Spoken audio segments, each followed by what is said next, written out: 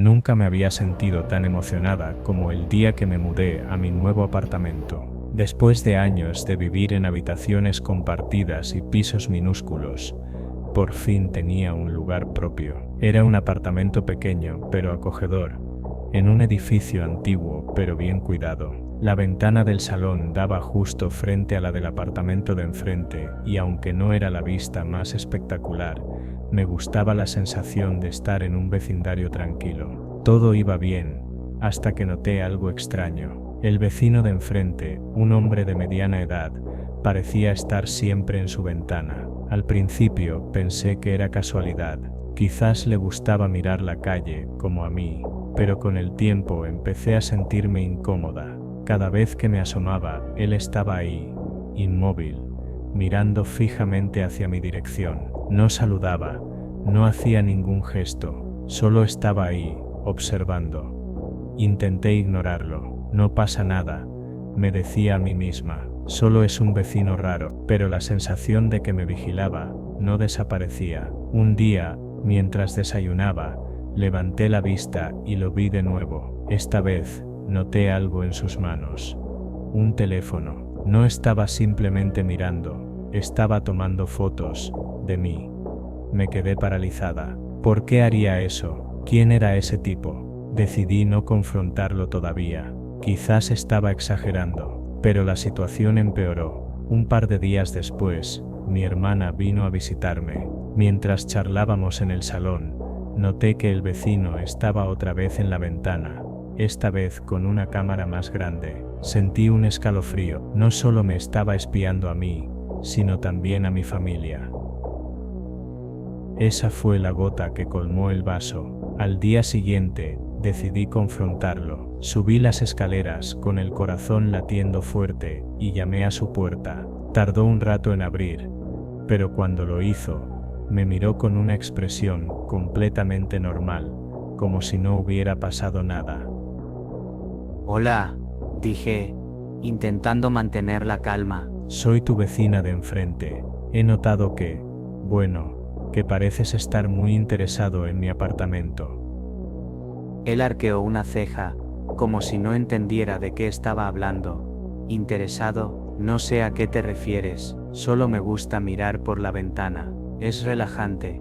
Sí, pero, titubeé, he visto que tomas fotos, de mí, y de mi familia. Él negó con la cabeza, casi riéndose. Debes estar confundida. No he tomado ninguna foto. Quizás es el reflejo de la luz en la ventana. No supe qué decir. Su tono era tan convincente, que por un momento dudé de mí misma. Había imaginado todo. Le dije que lo sentía, y me fui, pero la sensación de incomodidad no desapareció. Algo no cuadraba. Esa noche, mientras revisaba mis redes sociales, algo me llamó la atención. Había una cuenta nueva que me seguía. No tenía foto de perfil, ni publicaciones, solo un nombre de usuario genérico, El Observador. Curiosa, entré en su perfil, y me quedé helada. Había fotos de mí. Algunas eran de hace días, otras de hace solo unas horas. En una de ellas, estaba yo en el salón, hablando por teléfono. En otra, mi hermana y yo reíamos en la cocina, pero lo más aterrador era que la última foto había sido publicada hace apenas 5 minutos. Era una imagen de mí, sentada en el sofá, revisando mi teléfono. En tiempo real, sentí que el aire se escapaba de mis pulmones. Miré hacia la ventana, y ahí estaba él, el vecino, de pie, con su teléfono en la mano, sonriendo. Esa sonrisa no era amistosa, era triunfal, como si supiera que lo había descubierto, y no le importara. Agarré mi teléfono, y marqué el número de la policía, con manos temblorosas. Necesito ayuda, dije casi sin poder respirar. Mi vecino me está espiando, ha estado tomando fotos de mí sin mi consentimiento, y está en su ventana ahora mismo. La operadora me dijo que enviaría a un patrullero de inmediato. Mientras esperaba, no podía apartar la vista de la ventana. Él seguía ahí, sonriendo, como si estuviera disfrutando de mi desesperación. Finalmente, escuché las sirenas acercarse. Los oficiales llegaron, y subieron al apartamento del vecino. Yo los seguí, temblando de miedo y rabia, pero cuando abrieron la puerta, no podía creer lo que veía. El apartamento estaba vacío, no había muebles, ni cortinas, ni rastro de que alguien hubiera vivido allí, solo un espacio vacío y polvoriento, como si llevara años abandonado. ¿Estás segura de que es este apartamento? Preguntó uno de los oficiales, mirándome con escepticismo. Sí, grité, sintiendo que la realidad se desmoronaba a mi alrededor. Él estaba aquí hace minutos. Lo vi. Los oficiales registraron el lugar, pero no encontraron nada. No había cámaras, ni teléfonos, ni siquiera huellas de que alguien hubiera estado allí recientemente. Me dijeron que quizás había sido un malentendido, que tal vez había confundido al vecino con alguien más, pero yo sabía lo que había visto. Lo sabía. Desde entonces, no he vuelto a ver al hombre de la ventana, pero a veces, en la noche siento que alguien me observa. Y cuando reviso mis redes sociales, esa cuenta, El Observador, sigue ahí, sin fotos nuevas, pero siempre presente, como un recordatorio de que algo, o alguien, está al acecho.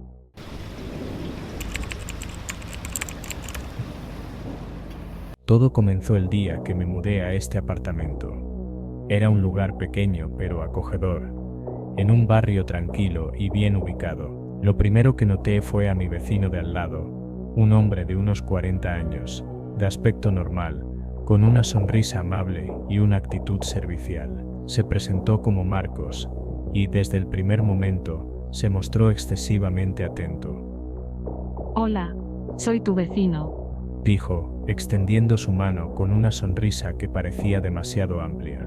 Si necesitas ayuda con algo, no dudes en decírmelo. Al principio, lo tomé como un gesto amable.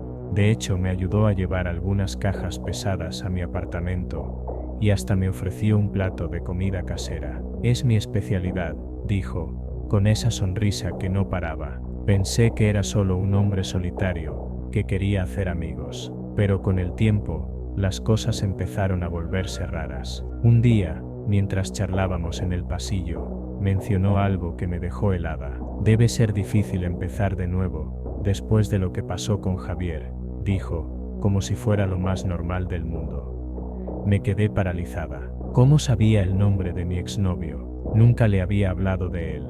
Intenté no darle importancia, pensando que quizás lo había mencionado, sin darme cuenta. Pero luego, unos días después, hizo otro comentario que me dejó aún más incómoda. ¿Cómo te va en el trabajo? ¿Sigues en esa oficina del centro?, preguntó, como si conociera cada detalle de mi vida.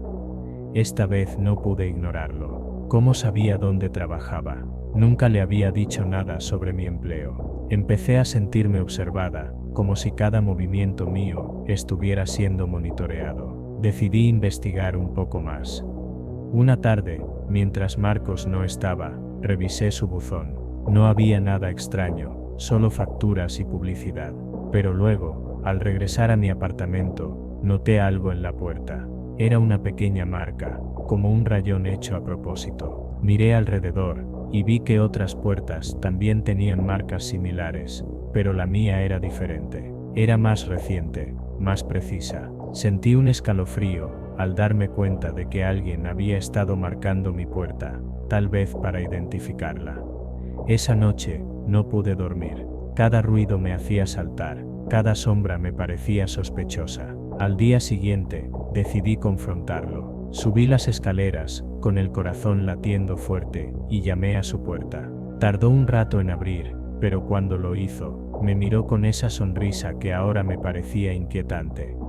Hola Marcos, dije, intentando mantener la calma. Necesito hablar contigo. Claro, pasa, respondió, abriendo la puerta de par en par.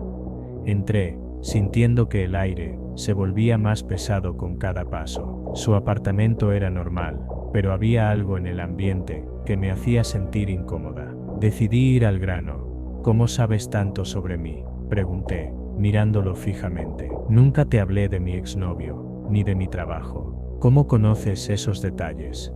Su sonrisa se desvaneció por un instante, pero luego volvió, más forzada que nunca. Oh, eso, dijo, encogiéndose de hombros. Supongo que lo escuché en alguna conversación. No lo sé, la verdad. No me mientas, dije, sintiendo que la rabia superaba el miedo. He notado cosas raras. Las marcas en mi puerta, las preguntas que haces. ¿Qué estás haciendo, Marcos? Él se quedó en silencio por un momento, y luego su expresión cambió por completo. La sonrisa desapareció, y en su lugar apareció una mirada fría, casi vacía. Está bien, dijo, con un tono que me heló la sangre. Te lo diré. Te he estado siguiendo desde hace años, desde que vivías en la otra ciudad. Me mudé aquí solo para estar cerca de ti. Sentí que el suelo se movía bajo mis pies. ¿Qué estaba diciendo? ¿Cómo era posible? ¿Por qué? Logré balbucear, sintiendo que las lágrimas empezaban a brotar.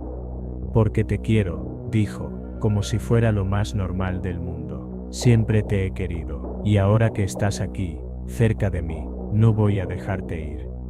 En ese momento, supe que tenía que salir de ahí. Di media vuelta, y corrí hacia la puerta, pero él me agarró del brazo, con una fuerza que no esperaba. No te vayas, gritó, con una voz que ya no sonaba humana.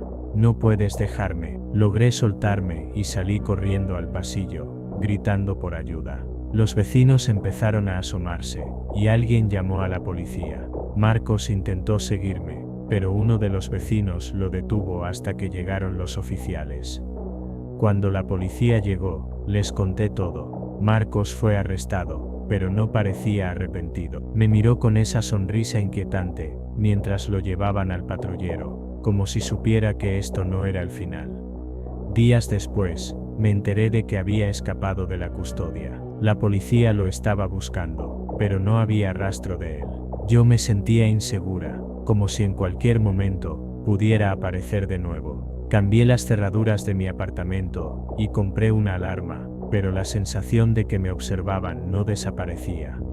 A veces, en la noche, escucho pasos en el pasillo y me pregunto si será él, o si alguna vez realmente se fue.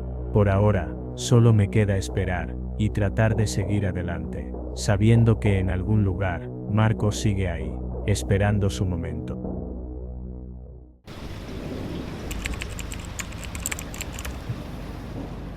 Todo comenzó un martes por la tarde, cuando llegué a casa, después de un largo día de trabajo, y me di cuenta de que había perdido mis llaves. Las busqué en todos los bolsillos, en el coche, incluso en la oficina, pero no había rastro de ellas. Frustrado, tuve que llamar a un cerrajero para que me abriera la puerta. Fue un día agotador, pero al menos estaba de vuelta en casa. 2 días después, mi vecino, un hombre mayor llamado Don Ramón, tocó a mi puerta. Era un tipo tranquilo, de unos 60 años, que siempre saludaba con una sonrisa amable pero distante. Aquella tarde, sostenía mis llaves en la mano. Las encontré en el pasillo, dijo, extendiéndomelas. Pensé que podrían ser tuyas. Le di las gracias, un poco aliviado de no tener que cambiar las cerraduras, pero algo en su mirada me hizo sentir incómodo. Era como si supiera algo más, como si hubiera estado observándome. Decidí no darle importancia. Después de todo, Don Ramón siempre había sido un vecino tranquilo y respetuoso. Pero las cosas empezaron a volverse raras poco después. Una mañana, noté que una foto de mi familia, en el estante de la sala, estaba ligeramente torcida. Al día siguiente, una camisa que había dejado en la silla de mi habitación, apareció doblada en el armario. Al principio, pensé que tal vez lo había hecho yo sin recordarlo, pero luego empecé a notar más detalles. Un libro que había dejado en la mesa de la cocina, ahora estaba en el sofá.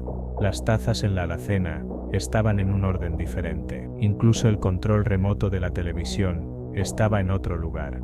No podía ignorarlo más. Algo o alguien estaba entrando en mi casa. Decidí instalar cámaras de seguridad. No le dije a nadie, ni siquiera a mi familia. Solo quería estar seguro de que no estaba perdiendo la cabeza. La primera noche después de instalar las cámaras, revisé las grabaciones antes de dormir. No había nada inusual. Pero la segunda noche, mi corazón se detuvo cuando vi la imagen en la pantalla de mi teléfono. Era Don Ramón. Estaba en mi sala, caminando lentamente, como si estuviera en su propia casa. Recogió una foto de la mesa, La miró por un momento, y luego la volvió a colocar en su lugar. Luego se sentó en el sofá, como si estuviera descansando después de un largo día. No podía creer lo que estaba viendo. ¿Cómo había entrado? ¿Y por qué estaba haciendo eso? Me sentí violado, como si mi espacio más íntimo hubiera sido invadido. Decidí confrontarlo al día siguiente. Esa mañana, llamé a su puerta. Tardó un rato en abrir, pero cuando lo hizo, me miró con esa misma sonrisa tranquila de siempre. Don Ramón, dije, tratando de mantener la calma, necesito hablar con usted. Claro, pasa, respondió, abriendo la puerta de par en par. Entré en su apartamento. Era modesto, pero limpio y ordenado. Sin embargo, había algo en el ambiente que me hizo sentir incómodo. Era como si el lugar estuviera congelado en el tiempo, sin rastro de vida reciente. He notado que algunas cosas en mi casa han sido movidas. Comencé, mirándolo fijamente. Y anoche, vi algo en las cámaras de seguridad. Usted estaba en mi casa, don Ramón. ¿Por qué? Su sonrisa se desvaneció. Y por primera vez, vi algo en sus ojos que no era amabilidad. Era tristeza, tal vez incluso desesperación. Lo siento, dijo, con una voz que apenas podía escuchar. No quería hacerte daño. Solo quería sentirme en casa. Sentirse en casa, repetí, confundido. ¿Qué quiere decir? Don Ramón suspiró, y se sentó en una silla, como si el peso de sus palabras fuera demasiado para soportar de pie.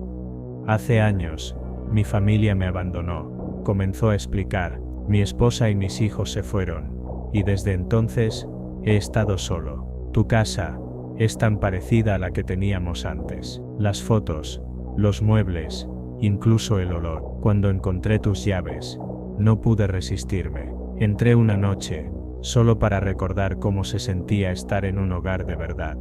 Y luego, no pude parar. Me quedé sin palabras. No sabía si sentir rabia, miedo o lástima. Don Ramón no parecía un monstruo, solo un hombre roto, perdido en su propia soledad. No puede seguir haciendo esto, dije finalmente. Es mi casa, don Ramón, no puede entrar cuando quiera. Él asintió, con lágrimas en los ojos. Lo sé, lo siento mucho, no volverá a pasar.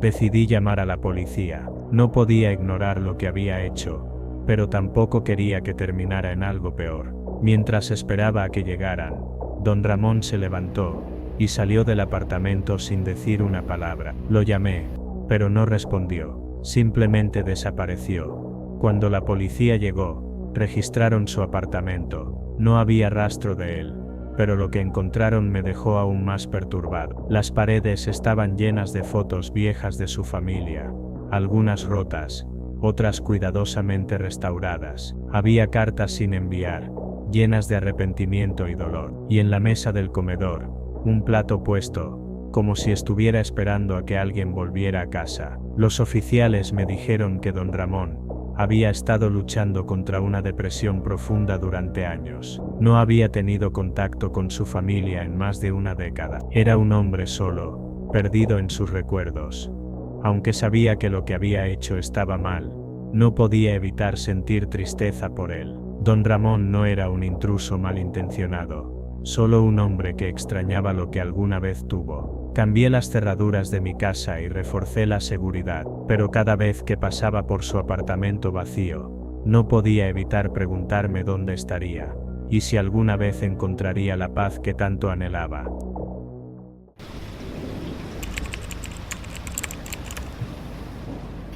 Todo comenzó con un olor. No era un olor cualquiera, sino algo nauseabundo, penetrante, que se filtraba por las rendijas de las puertas y se colaba por los conductos de ventilación. Provenía del apartamento 4B, el lugar donde vivía el señor Emilio, un vecino que nadie en el edificio conocía bien.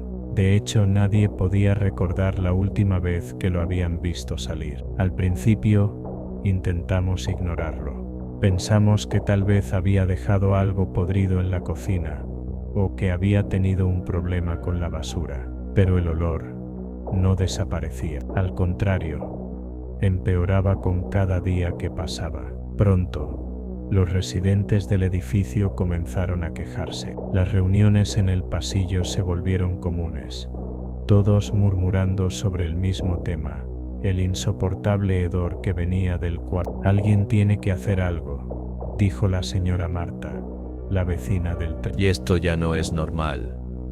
He llamado a su puerta varias veces, pero no responde, comentó Carlos, el joven del 2C. Parece que no hay nadie. Finalmente, decidimos llamar al administrador del edificio. Él intentó contactar al señor Emilio, pero no hubo respuesta.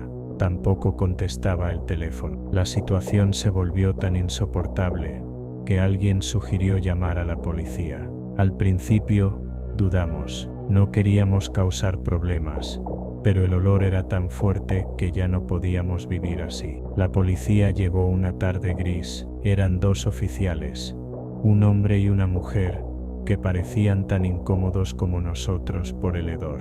Golpearon la puerta del 4B varias veces, pero como era de esperar, no hubo respuesta. Vamos a tener que forzar la entrada, dijo el oficial, mirándonos a los residentes que nos habíamos congregado en el pasillo.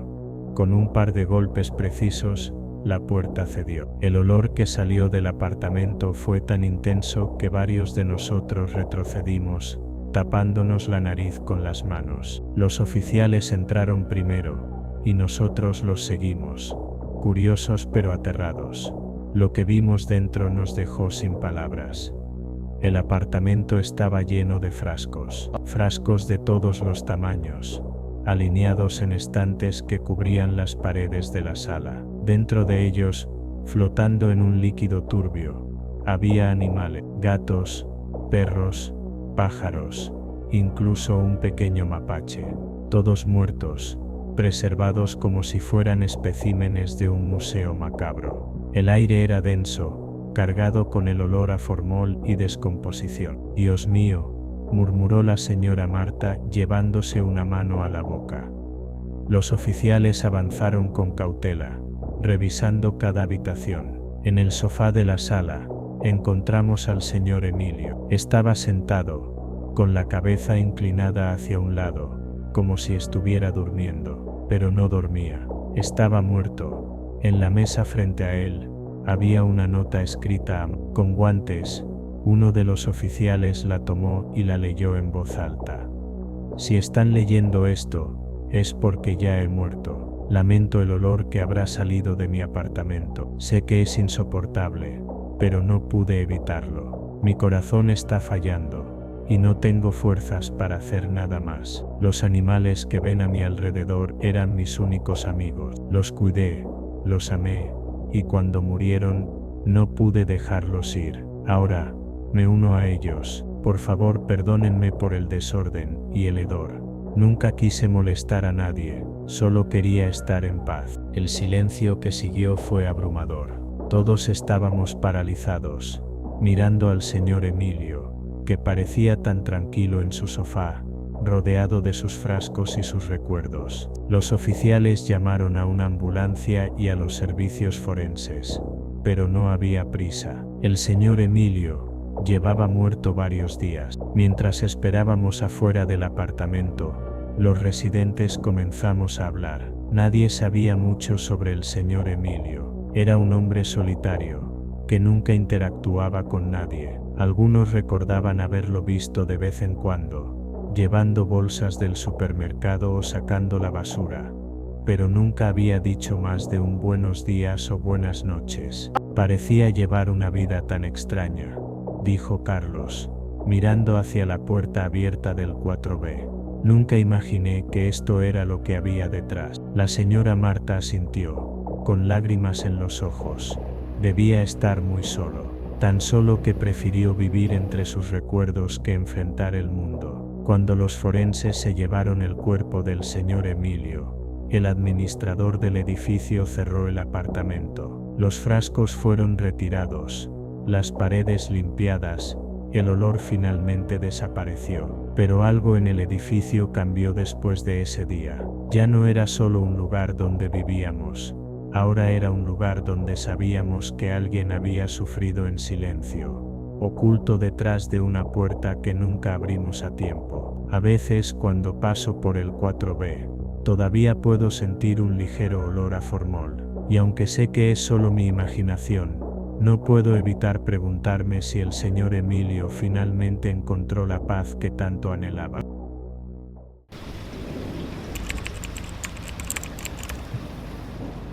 Vivo en una pensión pequeña y barata en un barrio que no es ni feo ni bonito, simplemente olvidado. Mi habitación es diminuta, con una ventana que da a un callejón oscuro y un pasillo que siempre huele a humedad. No es el lugar más acogedor, pero es lo que puedo pagar. Lo único que me llamó la atención desde el primer día fue el niño, el hijo del dueño. El dueño de la pensión es un hombre robusto, de mirada fría y voz áspera. Vive en el mismo edificio, en el departamento del fondo, con su esposa y su hijo. El niño debe tener unos 8 o 9 años, pero parece más pequeño, como si el mundo lo hubiera encogido. Lo veo casi todos los días, sentado en las escaleras o parado en el pasillo, siempre callado, siempre solo. Al principio no le di mucha importancia. Pensé que era tímido, quizás un poco retraído, pero con el tiempo noté algo extraño. El niño nunca habla, ni una palabra, no juega con otros niños, no corre, no ríe. Solo está ahí, como un fantasma, con esos ojos grandes y tristes que parecen cargar con el peso del mundo. Una tarde, mientras subía las escaleras, lo vi sentado en el rellano, con un cuaderno en las manos. Me detuve un momento, curioso. «Hola», le dije, intentando sonar amable. «¿Qué estás dibujando?» El niño levantó la vista, pero no respondió. Solo me miró con esos ojos que parecían pedir ayuda, aunque no dijera nada. En el cuaderno había un dibujo de una casa, pero no una casa feliz. Era oscura, con ventanas que parecían ojos llorosos, y un sol negro en el cielo. «Está bien», dije, sintiéndome incómodo. «Sigue dibujando». Esa noche, no pude dormir.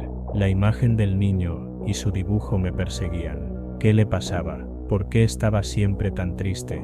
Decidí que intentaría acercarme a él, aunque fuera poco a poco. Los días siguientes, empecé a saludarlo cada vez que lo veía. Al principio no respondía, pero luego comenzó a sentir con la cabeza, casi imperceptiblemente. Una vez, incluso me sonrió, aunque fue una sonrisa fugaz, como si no estuviera acostumbrado a hacerlo. Pero algo seguía sin cuadrarme. Una noche, escuché gritos provenientes del departamento del dueño. Eran voces alteradas, furiosas. No podía distinguir las palabras, pero el tono era violento. Luego, escuché un golpe seco, seguido de un silencio que me heló la sangre.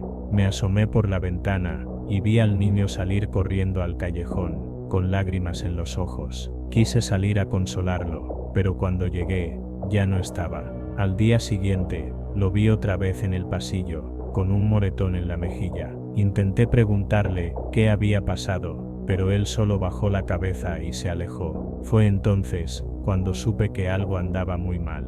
Decidí investigar. Hablé con otros inquilinos, pero nadie sabía mucho sobre el dueño y su familia. «Es un tipo raro», me dijeron. «Nunca lo ves sonreír». Pero nadie mencionó al niño. Era como si fuera invisible para todos, excepto para mí. Una tarde, mientras el niño estaba sentado en las escaleras, me acerqué y me senté a su lado. No dije nada al principio, solo estuve ahí, acompañándolo. Después de un rato, él abrió su cuaderno y me mostró otro dibujo. Esta vez, era una figura grande, con una mano levantada, y una figura pequeña, agachada en un rincón. Mi corazón se encogió al entender lo que significaba. «¿Es tu papá?», pregunté en voz baja. El niño asintió, con lágrimas en los ojos. «¿Te hace daño?», volví a preguntar, sintiendo un nudo en la garganta. Esta vez, no hubo respuesta, solo un sollozo ahogado, que lo decía todo. Esa noche, no pude quedarme de brazos cruzados. Llamé a la policía, y les conté lo que había visto, y lo que sospechaba. Dijeron que investigarían, pero que necesitaban más pruebas. No era suficiente, con un dibujo, y un moretón. Al día siguiente, decidí enfrentar al dueño. No podía seguir viendo al niño sufrir en silencio. Subí las escaleras con el corazón latiendo fuerte y llamé a su puerta. El hombre abrió, con esa mirada fría que siempre tenía. ¿Qué quiere?, preguntó, con voz áspera. Necesito hablar con usted, dije, intentando mantener la calma. Es sobre su hijo. El hombre se puso tenso, pero me hizo pasar. El departamento estaba oscuro, con cortinas pesadas, que no dejaban entrar la luz. En un rincón, vi al niño, sentado en el suelo, mirándonos con esos ojos llenos de miedo. ¿Qué pasa con mi hijo?, preguntó el dueño, cruzando los brazos. Sé lo que le está haciendo, dije, mirándolo directamente a los ojos, y no voy a permitir que siga lastimando. El hombre se rió, pero era una risa vacía, sin humor. No sabe de qué está hablando, dijo. Mi hijo es un mentiroso, siempre ha sido así. No miente, repliqué, sintiendo que la rabia me consumía. Lo he visto, lo he escuchado, y no voy a quedarme callado. En ese momento, el hombre perdió la compostura, me empujó contra la pared, gritando que no me metiera en sus asuntos, pero yo no me dejé. Lo empujé de vuelta, y en cuestión de segundos, estábamos peleando. Fue una lucha corta pero intensa, hasta que logré sacar al niño del departamento, y corrimos hacia la calle. La policía llegó minutos después. El niño, entre lágrimas, les contó todo, cómo su padre lo golpeaba, cómo su madre lo veía, pero no hacía nada. Fue un testimonio, desgarrador, pero valiente. El dueño fue arrestado, y el niño quedó bajo custodia de las autoridades. Aunque me sentí aliviado de haberlo sacado de ahí, no pude evitar sentir tristeza. El niño no merecía vivir algo así. Nadie lo merece. Ahora, cada vez que paso por el pasillo, todavía lo veo en mi mente, sentado en las escaleras, con esos ojos tristes que nunca olvidaré.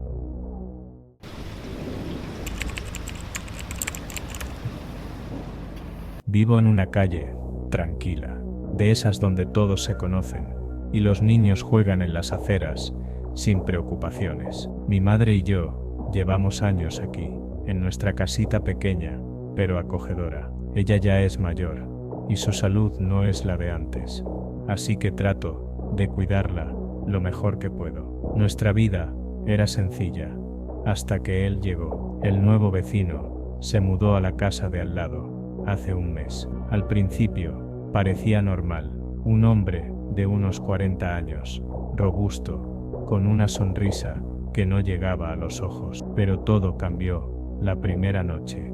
A las 11, cuando ya todos estábamos durmiendo, comenzó la música. No era cualquier música, sino un reggaetón a todo volumen, con esos bajos que retumban en el pecho y te sacuden hasta los huesos.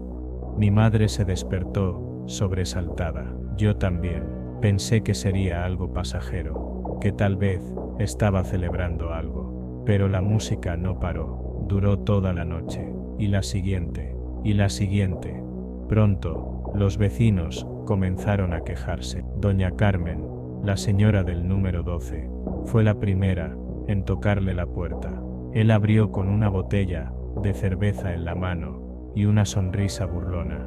¿Qué pasa, vecina?, preguntó, como si no supiera exactamente por qué estaba ahí.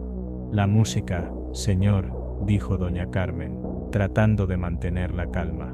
Es muy tarde, y no podemos dormir. Él se rió, un sonido seco y desagradable. ¿Y qué quiere que haga?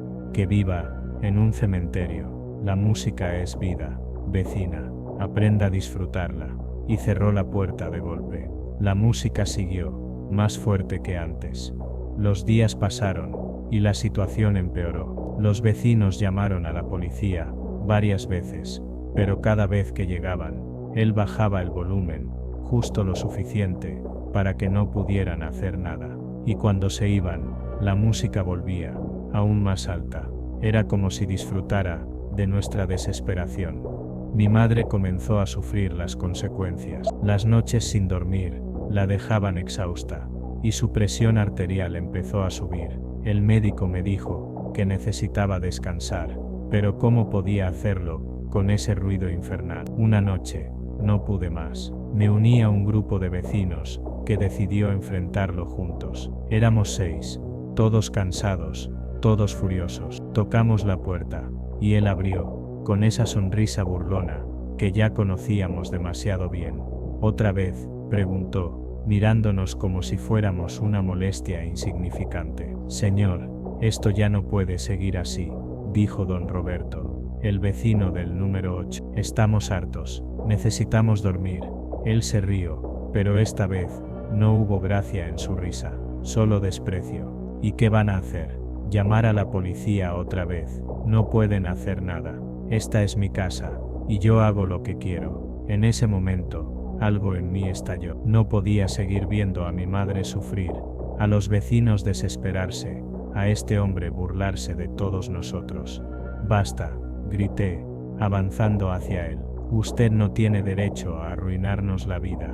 Baje esa música ahora mismo. Él me miró, y por un momento, pensé que iba a reírse de nuevo, pero no lo hizo. En lugar de eso, su expresión se endureció, y antes de que pudiera reaccionar, me golpeó en la cara. El impacto me hizo caer al suelo, y sentí como la sangre comenzaba a correr por mi nariz. Los vecinos se quedaron paralizados, pero yo no. Con lágrimas en los ojos y rabia en el corazón, saqué mi teléfono, y llamé a la policía.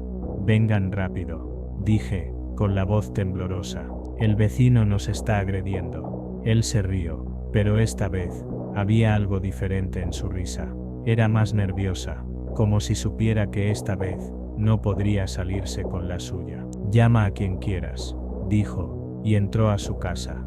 Minutos después, la música comenzó de nuevo, pero esta vez, era diferente. Era más fuerte, más distorsionada, como si algo estuviera mal con los parlantes. De repente, hubo un estruendo, y la música se detuvo. La calle quedó en silencio, un silencio que no habíamos escuchado en semanas.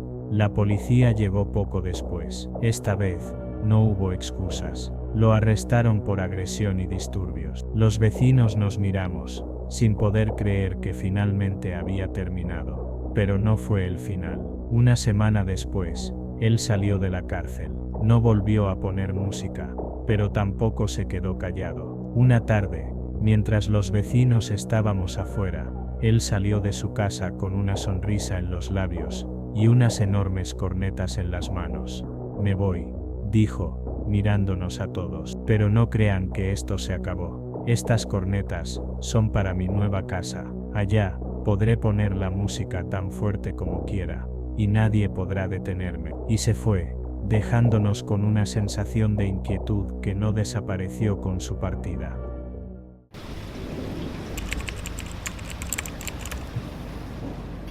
Siempre he sido curiosa, no lo puedo evitar. Desde que era niña, me encantaba escuchar conversaciones ajenas, espiar por la ventana y enterarme de todo lo que ocurría en mi calle. Mi mamá decía que eso me iba a meter en problemas algún día, pero yo solo lo veía como un pasatiempo inofensivo, hasta que todo salió mal. Vivo en una cuadra tranquila, de esas donde todos se conocen y las casas están tan cerca que es imposible no enterarse de la vida del vecino. Mi ventana da justo frente a la casa de los Martínez, una pareja que llevaba años viviendo aquí. Él, un hombre serio y callado que trabajaba en una fábrica, y ella, una mujer jovial y coqueta que siempre estaba bien arreglada. Parecían felices, o al menos eso pensaba yo, hasta que todo cambió. Fue una tarde cualquiera cuando lo vi por primera vez. Estaba en mi habitación, mirando por la ventana sin ningún motivo en particular, cuando noté que la señora Martínez salía de su casa con una sonrisa que no era para su marido. Detrás de ella, salió el vecino del número 12, un tipo alto y atractivo que se había mudado hacía unos meses. Los vi intercambiar miradas cómplices, y luego él la siguió hasta su casa. No tuve que ser genio para darme cuenta de lo que ocurría. Al principio, me pareció emocionante. Un romance clandestino, justo frente a mis ojos. Me sentía como si estuviera viendo una telenovela en vivo. Cada vez que podía, me asomaba a la ventana para ver si captaba algo nuevo. La señora Martínez y su amante se veían casi todos los días, siempre cuando el señor Martínez estaba en el trabajo. Parecía el escenario perfecto para un chisme jugoso, y yo no podía resistirme a contárselo a mis amigas. pero con el tiempo, las cosas comenzaron a complicarse. El señor Martínez, que siempre había sido un hombre tranquilo, empezó a actuar de manera extraña. Lo veía llegar del trabajo con el ceño fruncido, mirando a su alrededor como si sospechara de algo. Los vecinos también comenzaron a notarlo. Algunos, en lugar de guardar silencio, empezaron a lanzarle indirectas. ¿Todo bien por casa, Martínez?, le preguntó una vez doña Carmen, la vecina del número 8, con una sonrisa que no llegaba a los ojos. Sí, ¿por qué?, respondió él, con una mirada que denotaba incomodidad. No sé, es que, bueno, tú sabrás, dijo ella, dejando la frase en el aire.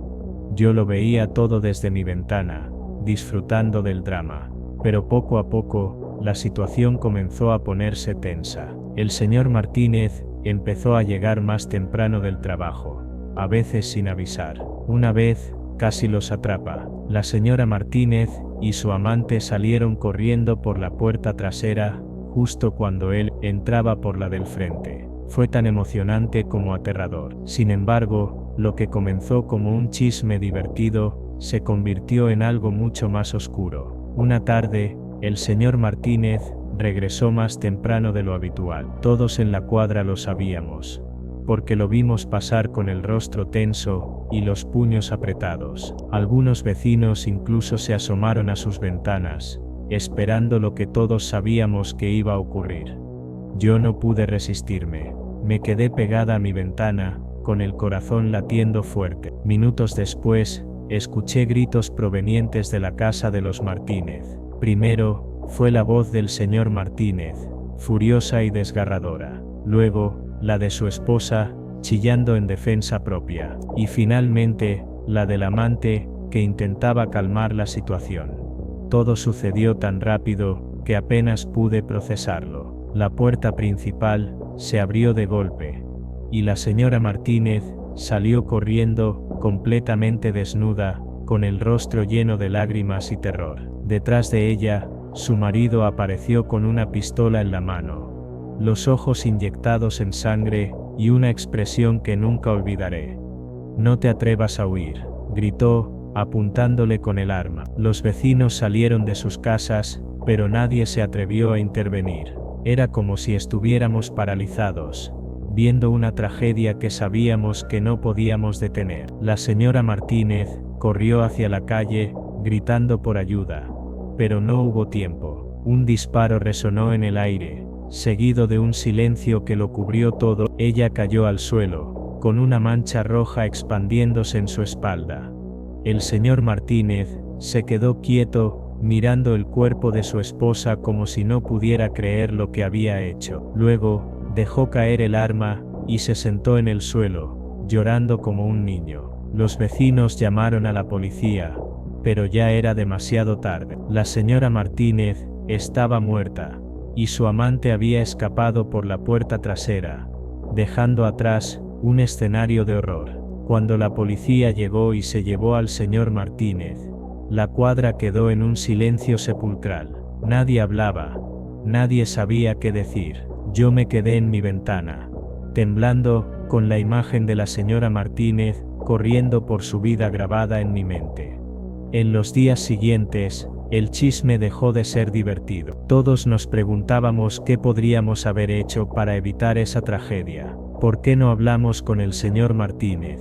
¿Por qué no le dijimos la verdad antes de que fuera demasiado tarde? Ahora, cada vez que miro por la ventana, ya no veo una telenovela. Veo el lugar donde una vida se perdió, y donde todos fuimos cómplices de nuestro silencio.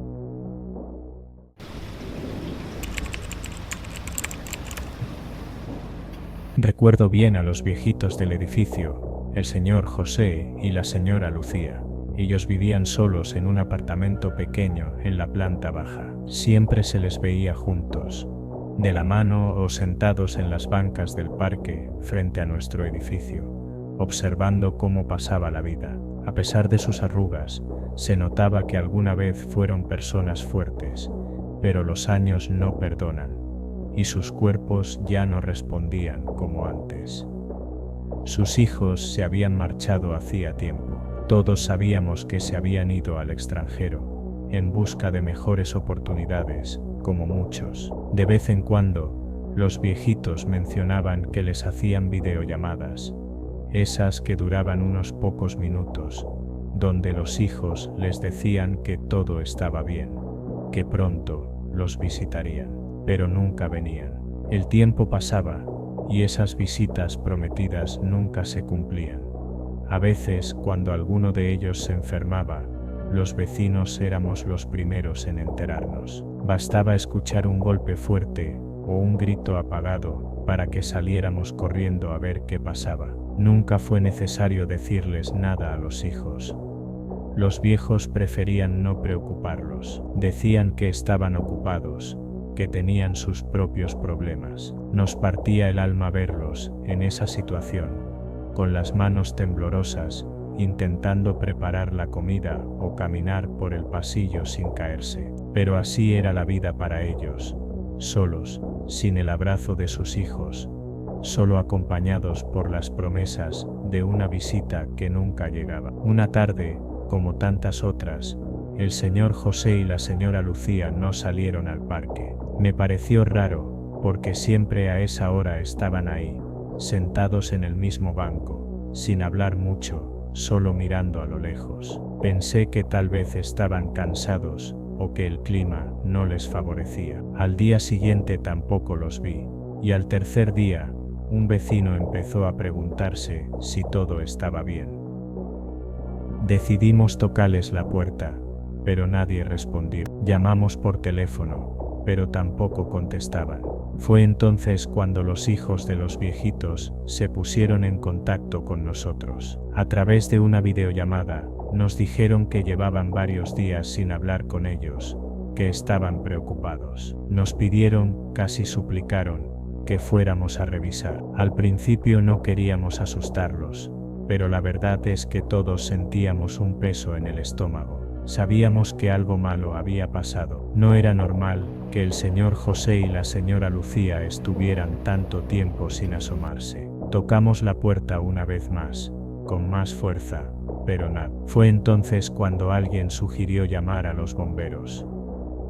Los bomberos llegaron rápidamente, y después de varios intentos, tumbaron la puerta. El olor que salió de ese departamento era indescriptible, una mezcla de humedad y algo más, algo que nos dejó a todos paralizados. Sabíamos lo que eso significaba, pero nadie quería decirlo en voz alta.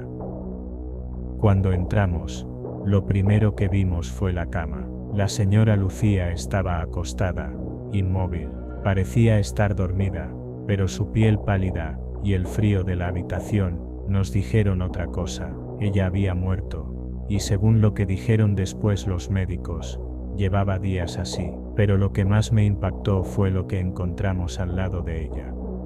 El señor José estaba allí, tumbado en el suelo, al pie de la cama. Estaba vivo, pero apenas. Estaba deshidratado, débil, como si la vida se le estuviera escapando junto con su esposa. Sus ojos estaban vacíos, perdidos en un abismo que ninguno de nosotros podía entender. No había llamado a nadie, no pidió ayuda, no hizo el mínimo esfuerzo por salvarse. Más tarde, nos dijeron que el señor José no había comido ni bebido nada en días. No quería vivir sin su esposa. Eso quedó claro para todos. En su mirada se veía el deseo de morir, de acompañarla en ese último viaje, pero su cuerpo, aún aferrado a la vida, no lo dejaba ir. Los hijos llegaron una semana después del funeral. Parecían devastados, pero en el fondo, todos sabíamos que su dolor estaba mezclado con culpa. No se los dije en voz alta, pero lo pensé, esa culpa no los iba a dejar dormir nunca más. Ellos habían abandonado a sus padres, los dejaron solos, con la única compañía de un teléfono y videollamadas que nunca sustituyeron el calor de un abrazo. El señor José sobrevivió unos días más, pero no fue por mucho. Apenas lo llevaron al hospital, su cuerpo comenzó a fallar. Decían que estaba físicamente débil, que la deshidratación y el hambre lo habían consumido, pero la verdad era otra. No tenía ganas de seguir. Lo entendí en cuanto vi su rostro, en esa cama de hospital. No quería estar allí, quería estar con su Lucía. Una mañana, antes de que los hijos siquiera pudieran despedirse adecuadamente, el señor José se fue, murió tranquilo, en silencio, como si finalmente hubiera encontrado la paz que buscaba. El barrio entero quedó en silencio después de eso, como si la ausencia de esos viejitos se hubiera llevado algo de nosotros también. La tragedia no estaba en que murieran, porque todos sabemos que eso llega tarde o temprano. Lo realmente triste fue que murieron solos, olvidados por quienes debieron haber estado allí con ellos. No eran extraños los que debían correr cuando caían enfermos o cuando necesitaban ayuda. Esa es la historia de tantos ancianos, la historia que se repite en cada esquina de cada barrio. Padres que lo dieron todo por sus hijos y que al final solo recibieron la soledad como recompensa.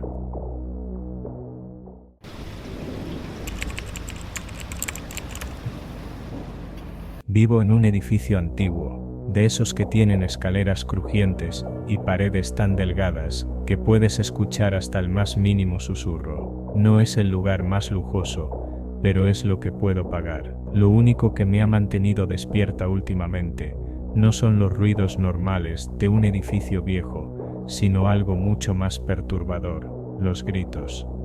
Todo comenzó hace unas semanas. Era una noche tranquila, o al menos eso pensaba, cuando escuché los primeros alaridos. Provenían del apartamento de al lado, el 3B, que había estado vacío desde que me mudé. Al principio, pensé que tal vez alguien se había mudado sin que yo lo notara, pero los gritos no eran normales. Eran desgarradores, llenos de rabia y dolor, como si dos personas estuvieran en medio de una pelea violenta. Me levanté de la cama, con el corazón latiendo fuerte, y me acerqué a la pared que compartíamos. Los golpes retumbaban, seguidos de voces alteradas, que no podía distinguir claramente. Una era de un hombre, gruesa y furiosa, la otra, de una mujer, chillona y desesperada. Intenté ignorarlo, pensando que tal vez era una discusión pasajera, pero los gritos continuaron durante horas, hasta que finalmente cesaron al amanecer.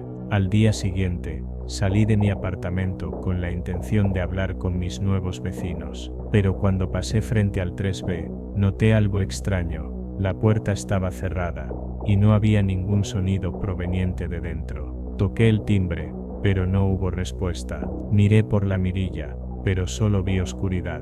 Decidí dejarlo pasar, pensando que tal vez habían salido temprano. Pero esa noche, los gritos volvieron, y la siguiente, y la siguiente. Cada noche, a la misma hora, escuchaba la misma pelea, los mismos golpes, los mismos alaridos. Era como si estuviera atrapada en un bucle de horror, sin poder hacer nada para detenerlo. Finalmente, no pude soportarlo más. Una noche, después de escuchar los gritos durante horas, decidí llamar a la policía. Les expliqué la situación, y aunque parecían escépticos, accedieron a enviar a un par de oficiales a revisar el apartamento. Cuando llegaron, les abrí la puerta y les señalé el 3. Es ahí, dije, sintiendo que mi voz temblaba. Los gritos vienen de ahí. Los oficiales tocaron la puerta, pero como era de esperar, no hubo respuesta. Uno de ellos sacó una linterna y miró por la mirilla. No hay nadie, dijo, frunciendo el ceño. Pero vamos a revisar. Con un par de golpes precisos, la puerta cedió. Entraron, y yo los seguí, con el corazón en la garganta. Pero lo que encontramos me dejó helada. El apartamento estaba vacío. No había muebles, ni cortinas, ni rastro de que alguien hubiera vivido allí. El piso estaba cubierto de una gruesa capa de polvo, y las paredes estaban manchadas de humedad. Era como si nadie hubiera puesto un pie en ese lugar en años. ¿Estás segura de que los gritos venían de aquí?, preguntó uno de los oficiales, mirándome con escepticismo. Sí, respondí, sintiendo que la realidad se desmoronaba a mi alrededor. Los escuché claramente. Venían de aquí.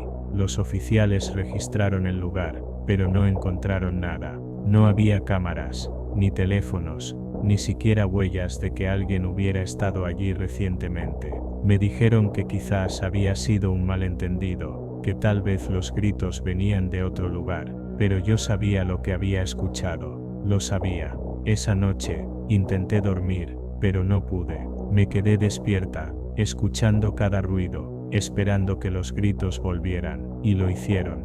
Justo a la medianoche, comenzaron de nuevo. Esta vez, no solo los escuché a través de la pared, sino que parecían venir del pasillo. Me levanté de la cama, temblando, y me acerqué a la puerta. Miré por la mirilla, y vi algo que me dejó sin aliento, una pareja, discutiendo en el pasillo. El hombre, alto y robusto, gritaba y gesticulaba con furia. La mujer, pequeña y frágil, lloraba y suplicaba. Era la misma escena que había escuchado todas las noches, pero esta vez, la estaba viendo con mis propios ojos. Con un nudo en la garganta, abrí la puerta, pero en el momento en que lo hice, el pasillo quedó vacío. No había nadie allí, solo el silencio y la oscuridad.